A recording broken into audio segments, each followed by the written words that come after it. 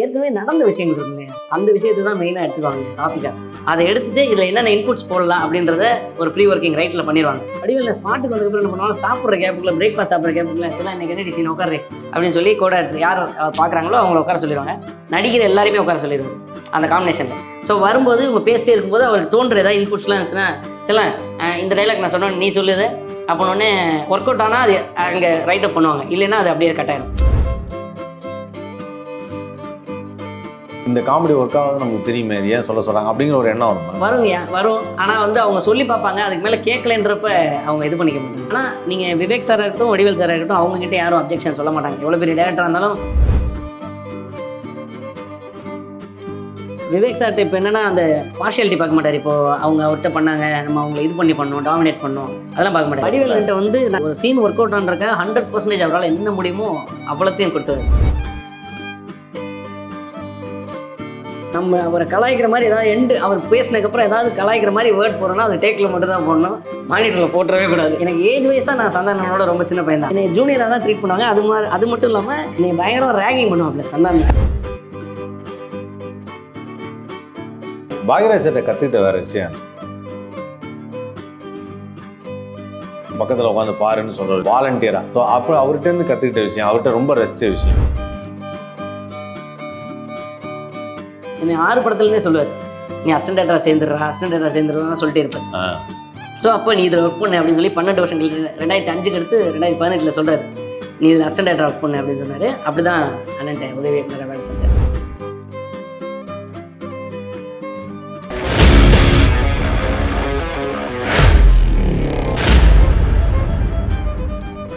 ஆக்சுவலாக வடிவேல் சாரோட காம்பினேஷன் நடிக்கிறப்போ மற்ற ஆர்டிஸ்ட் வந்து அவங்கவுங்க ஒரு டீம் வச்சுருப்பாங்கல்ல, அது மாதிரி ஏதாவது கிளாஸ் எல்லாம் இருந்தது? அதாவது என்னன்னா எப்படி கூப்பிடுறது, நம்ம டீம்ல நிறைய பேர் இருக்காங்க அந்த மாதிரி. நான் இப்போ விவேக் சார் வடிவேல் சார் கூட நடிக்கும் போதும் விவேக் சாரோட படம் அதுல எல்லாம் பண்ணேன், மொரட்டு காலையில் பண்ணேன், அப்புறம் பசுபதி மேப்பாராசா கப்பலில் பண்ணேன். ஸோ அந்த மாதிரி பாகுபாடெல்லாம் பார்க்கலங்க. அது ஒரு சிலருக்கு அதாவது என்னன்னா கேரக்டர் இவங்க அங்கே பண்ண ரிசம்பிளன்ஸ் எதுவும் வந்துடக்கூடாதுன்னு தான் மேபி இது பண்ணிருக்காங்க. நமக்கு அந்த மாதிரி எதுவும் அந்த மாதிரி இதில் கூண்டுல நீங்க சிக்கல.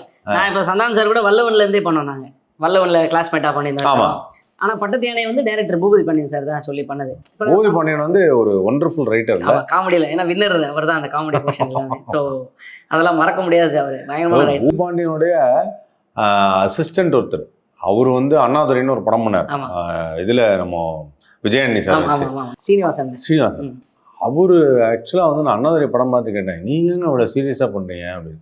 ஏன்னா அவர் ஒரு ஒர்க்கிங் காமெடி ஒரு டிஸ்கஷன் போது அவர் மீட் பண்ணுறோம். அப்போ நான் அசிஸ்டன்ட் டேரக்டராக இருக்கேன், அவரை மீட் பண்ணுறேன். அவருக்கு வந்து ஒரு காமெடி சீன் சொல்கிறார், ஹிலேரியஸாக இருந்தது. அப்படியே எனக்கு சிரிச்சு வயிறு குளிங்க. அதாவது என்னன்னா இதை இந்த ஆங்கிளில் சொல்லாமா அப்படின்னு ஒன்று இருக்குல்ல, அந்த ஆங்கிள் ஒன்று பண்ணியிருந்தார். மொட்டராஜனோட காம்பினேஷன் அதுக்கு பண்ணியிருந்தார் அவர். ஸோ அவர்லாம் வந்து என்னன்னா நல்ல ரைட்ரு. சரி, ஆக்சுவலாக என்னன்னா ஒரு காமெடிக்கு எது ப்ளஸ் நீங்கள் நினைக்கிறீங்க? கூட நடிக்கிற கோ ஆர்டிஸ்டா, நல்ல ரைட்டிங்கா, ப்ரீ ஒர்க்கிங்கா, ஆன் ஸ்பாட் டெவலப்பிங்கா? ஐயா மெயினா வந்து 3 விஷயங்கள். Pre working, on spot developing, dubbing. அப்புறம் எக்ஸிக்யூட். டப்பிங்ல வடிவேல்ல வந்து இந்த 3ஐயும் பண்ணுவார். ஆக்சுவலி வந்து ப்ரீ ஒர்க்கிங்ல வந்து முத நாளே டிஸ்கஸ் பண்ணும்போதே இல்லை ரைட்டர் கூட டிஸ்கஸ் பண்ணும்போதே சரி, ஏற்கனவே நடந்த விஷயங்கள் இருக்கு இல்லையா, அதாவது உண்மையிலேயே ஒரு ஊர்ல ஒரு விஷயங்கள் நடந்த விஷயங்கள் இருக்குல்ல, அந்த விஷயத்தை தான் மெயினா எடுத்துக்குவாங்க டாப்பிக்கா. அதை எடுத்துட்டு இதுல என்னென்ன இன்புட்ஸ் போடலாம் அப்படின்றத ஒரு ப்ரீ ஒர்க்கிங் ரைட்ல பண்ணிடுவாங்க. வடிவேல் ஸ்பாட்டுக்கு வந்ததுக்கப்புறம் என்ன பண்ணுவாங்க, சாப்பிட்ற கேப்புக்குள்ள பிரேக்ஃபாஸ்ட் சாப்பிட்ற கேப்புக்குள்ள ஆக்சுவலாக இன்னைக்கு என்ன டிசைன் உட்காரு அப்படின்னு சொல்லி கூட யார் பார்க்குறாங்களோ அவங்கள உட்கார சொல்லிடுவாங்க. நடிக்கிற எல்லாருமே உட்கார சொல்லிடுவார் அந்த காம்பினேஷனில். ஸோ வரும்போது உங்கள் பேசிட்டே இருக்கும்போது அவருக்கு தோன்ற ஏதாவது இன்புட்ஸ்லாம் இருந்துச்சுன்னா, இந்த டைலாக் நான் சொன்னேன் நீ சொல்லுது அப்படின்னே ஒர்க் அவுட் ஆனால் அது அங்கே ரைட்டப் பண்ணுவாங்க, இல்லைன்னா அது அப்படியே கட் ஆயிடும். அந்த ஒருவேளை அவர் சொன்ன இன்புட் ஒர்க் அவுட் ஆகலைன்னா அப்படியே கட் பண்ணிக்குவார். ஸோ அப்படி டெவலப் ஆகும். அதெல்லாம் தாண்டி ஒரு மைண்ட் வாய்ஸ்க்குனே சில க்ளோஸ் எடுத்துக்குவார். சேஃப்டிக்கு வந்து சார் மைண்ட் வாய்ஸ்லேயே எடுத்துக்கோங்க சார் அப்படின்னு சொல்லிட்டு ஒரு க்ளோஸ் அதுக்குன்னே போகும் தனியாக. ஒரு 100 அடி அட்லீஸ்ட் ஒரு 50 அடியாவது அந்த சீன் போகுதுன்னா அந்த 50 அடி வந்து ஒரு க்ளோஸ்லேயே எடுத்து முடிச்சிடுவாங்க. டப்பிங்கில் வந்து எங்கே போட முடியுமா, சார் இந்த இடத்துல அதை போட்டுக்கிறேன், க்ளோஸ்லேருந்து எதாவது தூக்கி அந்த விஷுவல் வச்சுக்கோங்க சார் சொல்லி அப்படி பண்ண வைப்பார். சரி, இது வந்து இப்போ ஆக்சுவலாக இந்த மாதிரி ஒரு சீன் ஒர்க் அவுட் பண்ணும்போது போட்டி, ஃபார் எக்ஸாம்பிள் 4-5 கேரக்டர் வந்துட்டோம், இந்த டைலாக நான் சொன்னேன், இல்லை நான் சொன்னா கரெக்டாக இருக்கணும் அப்படிங்கிற போட்டியெல்லாம் இருக்கும். அப்படி இருக்காதுங்க. ஏன்னா அந்த மாதிரி சண்டை வந்துடக்கூடாதுன்னு சொல்லி இந்த கேரக்டர் யார் இதை பேசுறதுன்னு சொல்லி அங்கே எழுதிடுவாங்க டிஸ்கிரிப்ஷன்லேயே. சேஃப்டி எழுதிட்டு தான் வருவாங்க. வந்ததுக்கப்புறம் இங்கே தான் இம்ப்ரூவைஸ் ஆகும்போது கிடைச்சதுன்னா அதை யாரும் இது பண்ண மாட்டாங்க. அதை நான் பேசுறேன்னு சொல்லி யாரும் அவர்கிட்ட சொல்ல மாட்டாங்க.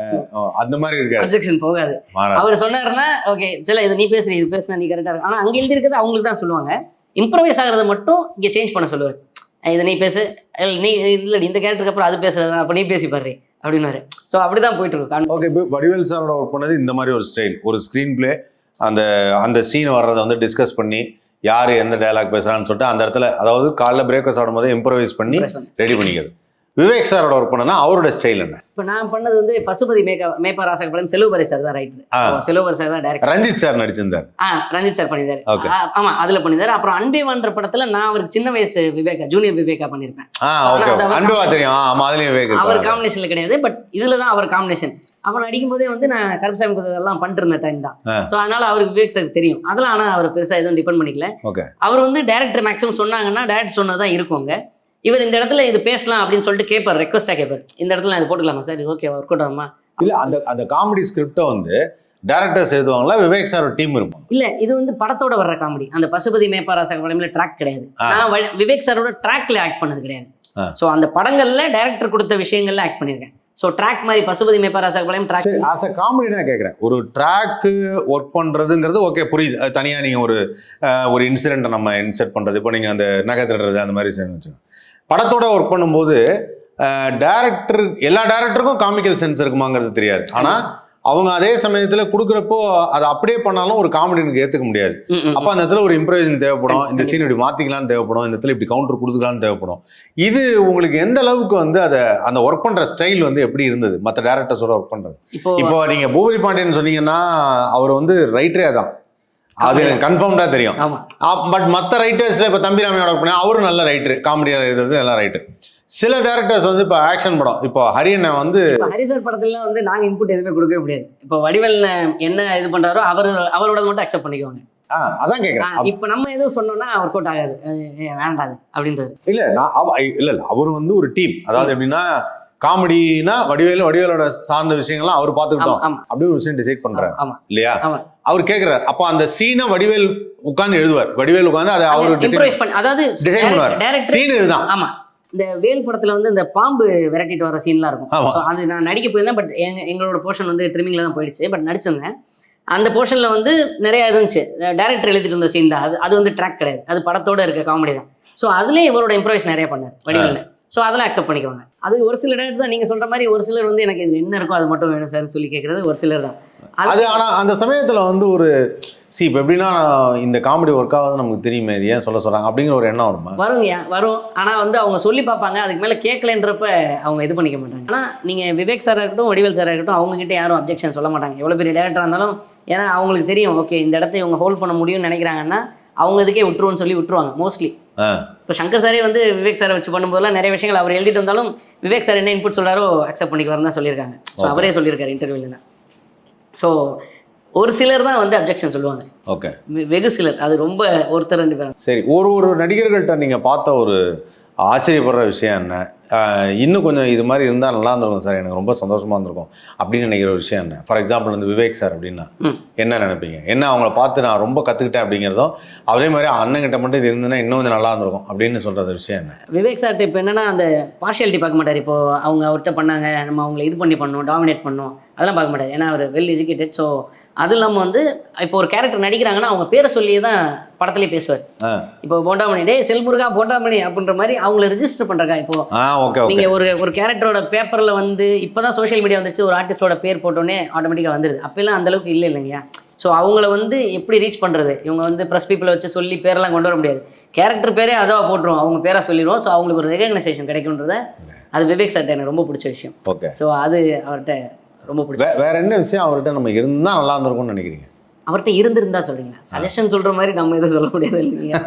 ஸோ அது நம்ம சொல்ல முடியலைங்க. ஓகே, அப்புறம் வேற வடிவேல் சார்ட்ட வடிவேல்கிட்ட வந்து நான் கற்றுக்கிட்ட விஷயங்கள் இதுதான். நம்ம ஸ்பாட்டில் எவ்வளவு, அதாவது ஒரு சீன் ஒர்க் அவுட் ஆன்றக்க 100% அவரால் என்ன முடியுமோ அவ்வளோத்தையும் கொடுத்துருவாரு.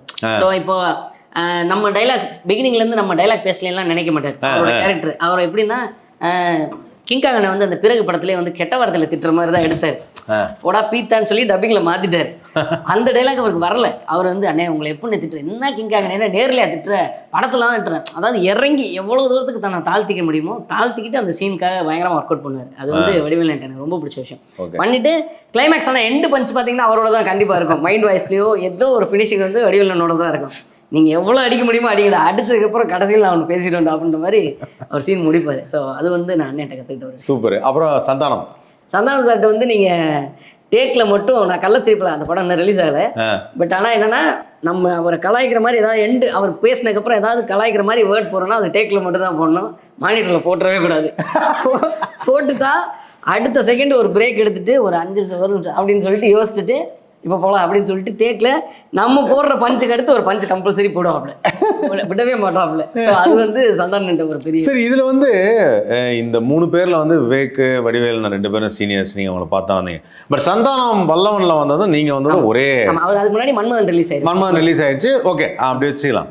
ஸோ 2 பேரும் ஒரு சேம் டைம்ல வந்த ஒரு ஆர்டிஸ்ட்னு வச்சுக்கலாம். அவர் ஆனா அது கொஞ்சம் முன்னாடி இந்த காதல் அழிதலே அந்த மாதிரி படங்கள் எல்லாம் சின்ன சின்ன ரோல்ஸ்லாம் பண்ணியிருந்தாரு. அது பண்ணிருக்காரு. பட் இருந்தாலும் நான் சொல்றது ஒரு எஸ்டாப்ளிஷ் ஆகிறதுக்கு முன்னாடி, சந்தானம்ங்கிறது எஸ்டாப்ளிஷ் ஆகிறதுக்கு முன்னாடி நீங்க அந்த படத்துலலாம் நார்மல் எஸ்டாப்ளிஷ்மெண்ட் தான்.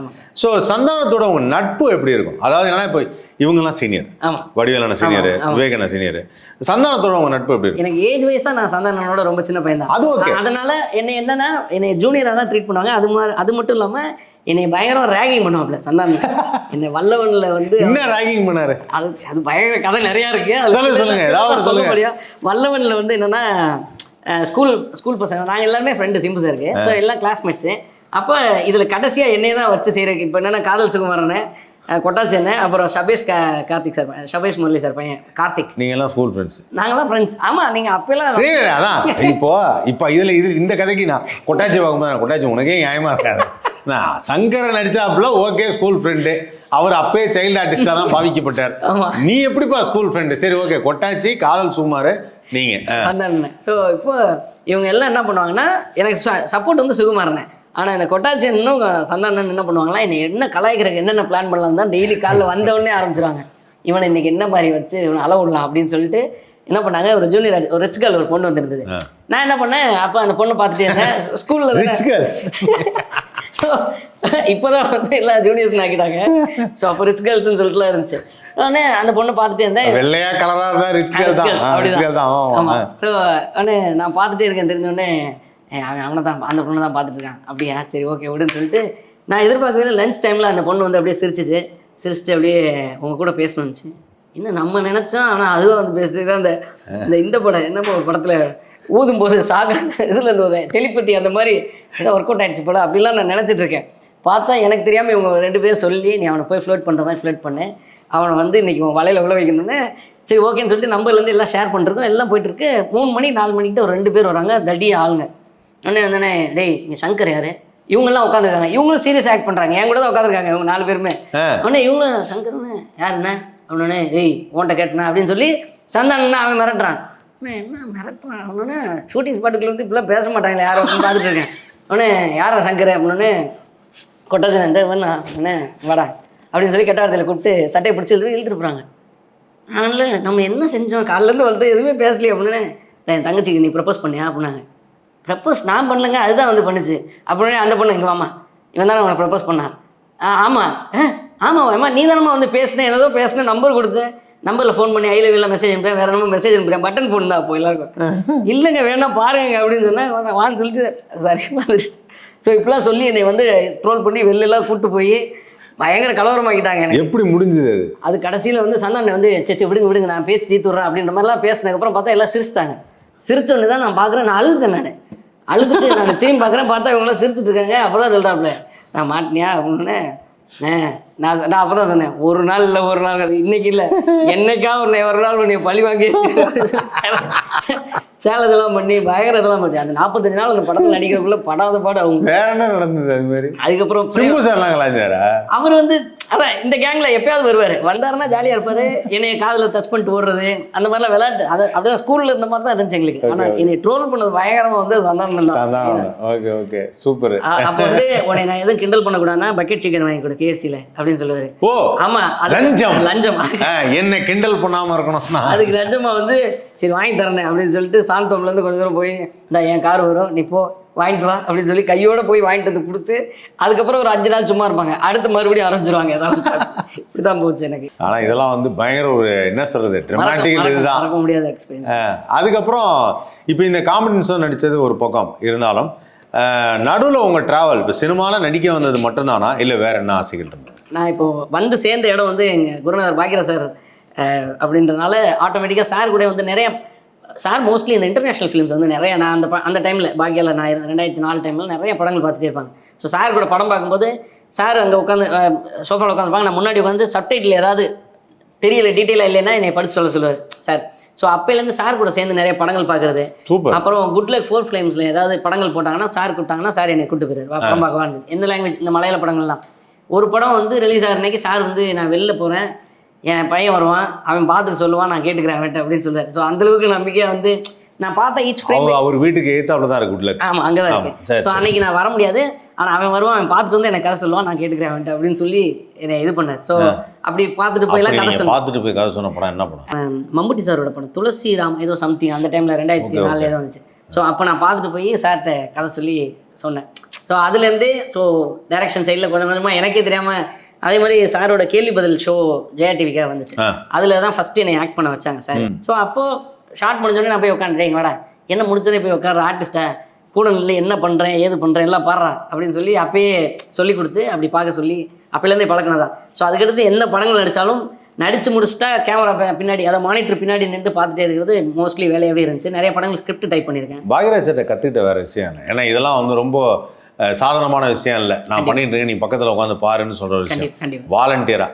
ஸோ அப்புறம் அவர்கிட்டருந்து கற்றுக்கிட்ட விஷயம், அவர்கிட்ட ரொம்ப ரசித்த விஷயம். சார் வந்து எப்படி சொல்கிறது, என்னானாலும் இப்போ நான் சமீபத்தில் எங்கே சந்தித்தாலும் சரி பத்திரிக்கை வைக்கிற என்னோட கல்யாண பத்திரிக்கை வைக்கிறக்காக போயிருந்தேன். அப்போ போனோடனே வாடா பொதுவாக சின்ன பையனுக்கு எப்போ கல்யாணம் நடந்தது? 2012. அப்போ பெரிய பையனாயிட்டீங்க, தாடி வளர்ந்துருச்சு, தாடியெல்லாம் வளர்ந்துருது. அதனால ஸோ அப்போ பத்திரிக்கை போனோன்னே வாடா பொதுவாக நம்ம ஆஃபீஸுக்கு வந்தவங்கலாம் திருப்பி வர மாட்டாங்க, நடிக்க போனால் நீ நடிக்க போய்ட்டு திருப்பி வந்துருக்கு அப்படின்னு சூசகமாக 2 பேர் ஒன்றுனே இல்லை சார் இல்லை சார் அப்படின்னா ஆசிரியர் வாங்கிட்டு ஃபஸ்ட்டு பத்திரிக்கை அவருக்கு தான் வச்சேன். ஸோ வச்சதுக்கப்புறம் நம்ம பசங்க யாரெல்லாம் அஸ்டண்டர்ட்லாம் வந்தால் உடனே தாண்டா சொல்லுவேன் எல்லாருக்கிட்டையும். ஏன்னா நான் அப்போது பாக்கியில் வந்து சும்மா என்ன பண்ணுவேன்னா நான் ஃபோட்டோஷாப்லாம் பழகிட்டு வந்த டைமாக ஏதாவது டிசைன் பண்ணுன்னு சொல்லிட்டு ஆல்ரெடி இவங்க ஏதாவது ஸ்கேன் பண்ணி வச்ச விஷயங்களுக்குள்ளேயே நான் புதுசாக ஏதாவது இன்புட்லாம் போட்டு ஏதாவது பண்ணிட்டு போயிட்டு சார்ட்ட காமிச்சு ஓகே வாங்கிடுவேன். அதனால் வேலை பார்த்தவங்களுக்குலாம் என் மேலே கான் இருக்கும் கூட அந்த வேலை பார்த்துக்கலாம். இவன் என்ன புதுசாக எதாவது பண்ணிட்டு போகிறான், நம்ம ஒரு வந்து டெம்ப்ளேட் வச்சுருக்கேன், எதுக்கு டெம்ப்ளேட் மாத்திரம் அந்த மாதிரி எனக்கு கோவமால பார்ப்பாங்க.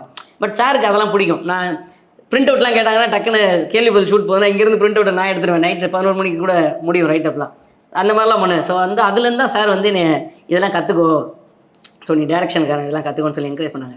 ஸோ சார் வந்து ஒருத்தட்ட ஒரு டேலண்ட் இருக்குன்னு தெரிஞ்சுன்னா யூட்டிலைஸ் பண்ணி அதை இது பண்ணுவாங்க, அதை நல்லா இம்ப்ரூவைஸ் பண்ணுறதுக்கு அதை என்கரேஜ் பண்ணுவாங்க, அதை ஈஸியாக பிடிச்சிருவாரு. இப்போ ஒருத்தட்ட ஒரு விஷயம் இருக்குன்னா கூட ஸ்பார்க் பிடிச்சிட்டான்னா இது பண்ணுவார். ஸோ அதுதான் எங்கள் இயக்குனர்கிட்ட பிடிச்சது எனக்கு. சூப்பரான விஷயம் பாக்யராஜ் சார். அதுக்கப்புறம் சரி இப்போ டேரக்ஷன் மேலே ஒரு இன்ட்ரெஸ்ட் வந்துச்சு, அதுக்கப்புறம் ஏதாவது படங்கள் ஏதாவது ஒர்க் பண்ணீங்களா? அதான் தம்பிராமனோட படம் மணியார் குடும்பம்ன்ற படத்தில் நடிக்க தான் வாய்ப்பு கேட்டு போனேன் 2018. ஸோ அப்போ சொன்னார் என்னடா போகணுன்னா நான் 2-3 படங்கள்லாம் போயிட்டு இருக்கேன் அப்படின்னே பிஸியாக போதானார். இல்லைண்ணே கொஞ்சம் ரொம்ப இதாக தான் போயிட்டு இருந்தேன், ஏதாவது கேரக்டர் தான் சொல்லுங்கள். கேரக்டருக்கு அசிஸ்டன்ட் ஒர்க் பண்ணுறேன். ஏன்னா நான் வந்து அர்ஜுனன் காளின்ற படத்துக்கு ஸ்கிரிப்ட் டைப் பண்ணியிருந்தேன், ஜெய் சார் நடித்தாங்க படம் ஒரு இதால். பட் அப்போ வந்து தம்பிராமனை ட்ராக் பண்ணாங்க. ஸோ தம்பிராமனை மோஸ்ட்லி வந்து ஆன் த ஸ்பாட் டெவலப்பிங் தான் நிறையா இருக்கும். இப்போ ஒரு நாட் மட்டும் பிடிச்சிக்கும், ஏதாவது ஒரு சீன் தான் இந்த சீனோட நாட், இது ஓப்பனிங் இது ஃபினிஷிங்கு, இதில் ஏதாவது ஒரு ட்விஸ்ட் அந்த மாதிரிலாம் பிடிச்சிக்கும். ஆனால் டைலாக் டெவலப் பண்ணுறதுலாம் ஆன் த ஸ்பாட்டில் தான். ஸோ அப்போது அண்ணன் வந்து டைலாக் வந்து ஆன் த ஸ்பாட்டில் அந்த படத்தில் சொல்லிட்டே இருக்கும்போது நான் ரைட்டிங் பேட்லாம் கூட இருக்காது, நான் அவர் சொல்லுவார் கேட்டுக்குவேன், கேட்டதுக்கப்புறம் அவர்கிட்ட அப்படியே என்ன சீனோ அதை அப்படியே சொல்லுவேன். ஸோ அதனால் சொன்னார் நீ உனக்கு அந்த இதெல்லாம் இருக்குது, என்னை 6 படத்துலேருந்தே சொல்லுவார், நீ அசிஸ்டன்ட் சேர்ந்துடுறா சொல்லிட்டே இருப்பேன். ஸோ அப்போ நீ இதில் ஒர்க் பண்ணு அப்படின்னு சொல்லி 12 வருஷம் கழிச்சு 2005 எடுத்து 2018 சொல்கிறார் நீ இதில் அசிஸ்டன்ட் ஒர்க் பண்ணு அப்படின்னு சொன்னார். அப்படி தான் அண்ணன்ட்ட உதவி இயக்குனராக வேலை செஞ்சார்.